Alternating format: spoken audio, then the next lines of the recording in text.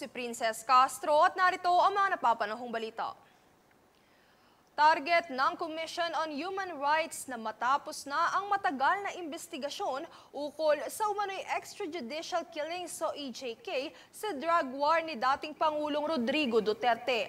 Ayon kay CHR Chairman Richard Palpal Latok, mayroong tinatayang 4,000 cases ng EJK ang may motu proprio mula 2016 hanggang 2022. Dagdag pa niya, karamihan sa mga cases ay hindi pa tapos ang investigasyon dahil tumangging makipagtulungan ang PNP na magbigay ng mga impormasyon.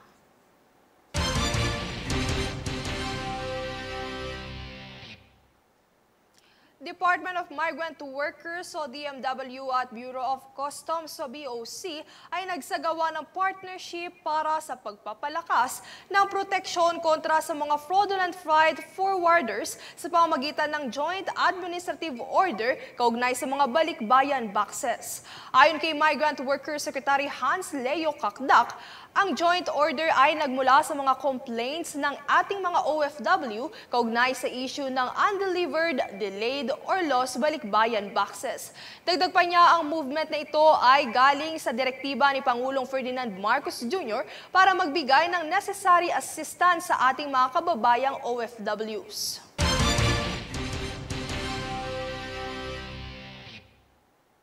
Samantala, inatasan ng Department of Health o DOH ang mga paaralan na maghanda upang mapigilan ang posibleng pagkalat ng dengue.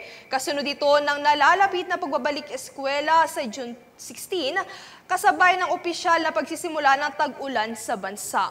Dagdag ni DOH Secretary Teodoro Herbosa, dengue ang isa sa mga problemang pangkalusugan sa bansa na nakakaapekto sa mga kabataan, kaya nais niyang mapanatiling malinis sa mga paaralan upang hindi ito pamugaran ng lamok na nagdadala ng dengue.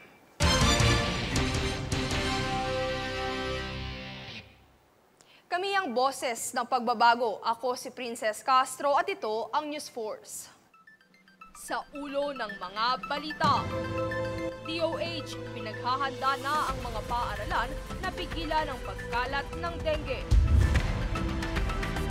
8 pulis mula sa viral na paghalukog sa isang bahay sa Taguig nang walang arrest warrant, sinibak na sa puwesto. Senator Villanueva nanawagan sa Kamara na ipasa sa Senado ang 200 pesos wage hike bill.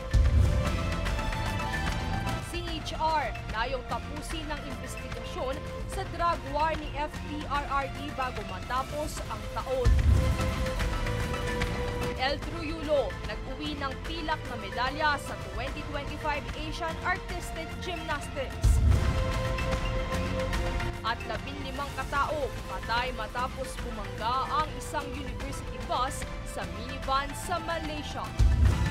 Patas at pantay na balita, komprehensibong ulat para sa pulso ng masa.